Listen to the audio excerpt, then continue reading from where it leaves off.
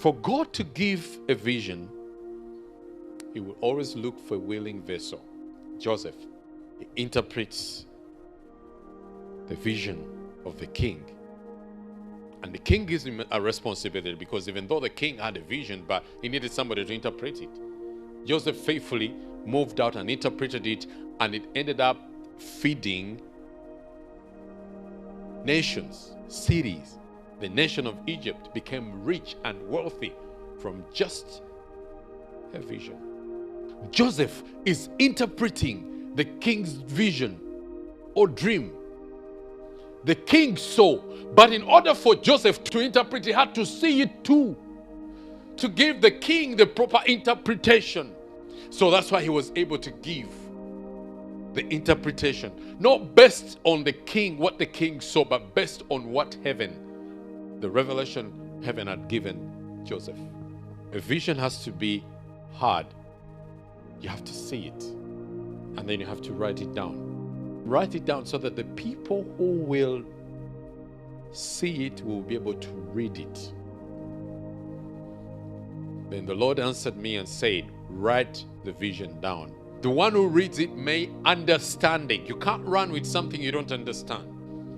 You read it, you understand it, and then you adopt it, because God's voice is your vision. Habakkuk had God speaking, and whatever he had, it became his vision. And he followed the instruction, he wrote it down. Habakkuk said, even though it delays, don't worry, it will come to pass. And when it comes to pass, it will look like it was yesterday. It will not be long. God is looking for vessels day and night to use. When doing good because of what people have done to you, all you need to do is to keep on walking with your head up. Walk towards that vision and dream. If your vision needs another vision for it to manifest and for it to be fully realized, join those other bigger visions. It could be a church, it could be a company, it could be you starting your own company.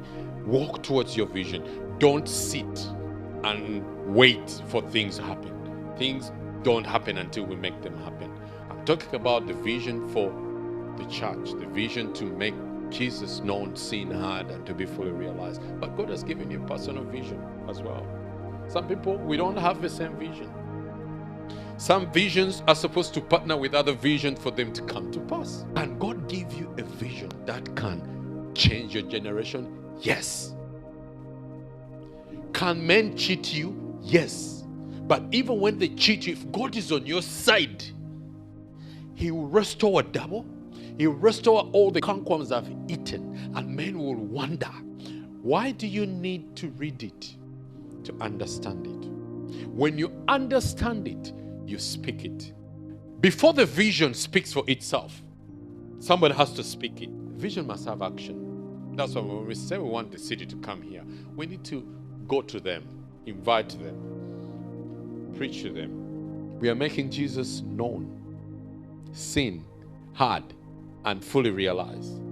When we come and gather and have the fellowship of the word together, we are making Him known, seen, heard, and fully realized. First in our lives, and then in other people's lives. Because when you know Him fully, you are able to tell other people about Him.